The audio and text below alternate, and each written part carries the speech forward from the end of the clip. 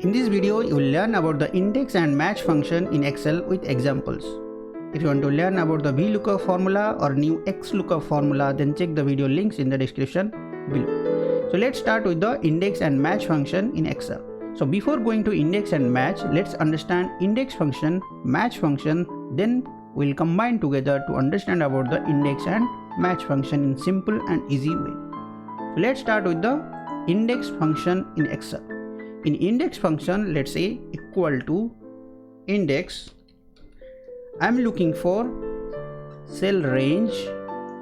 I'm looking for row number 4 and column number 2 and close the bracket and enter. So I can see here I have selected the data A2 to A5 in this cell range. My column number 2 will be B and my row number 4 will be B400, which I got the output. So now let's go to the match function in Excel. Let's say equal to match lookup value. I'm looking for, let's say, 4000 in column C. I'm looking for exact match and close the bracket. So here I can find row number, column number 1, 2, 3, 4, 5. So here from starting 1 to 5 I have 4000. Let's say I have typed 3900 and I have typed less than will be 1. So now it will be reduced to 1 because 3900 less will be 3500, which gives the result as 4. Now let's combine index and match function in Excel.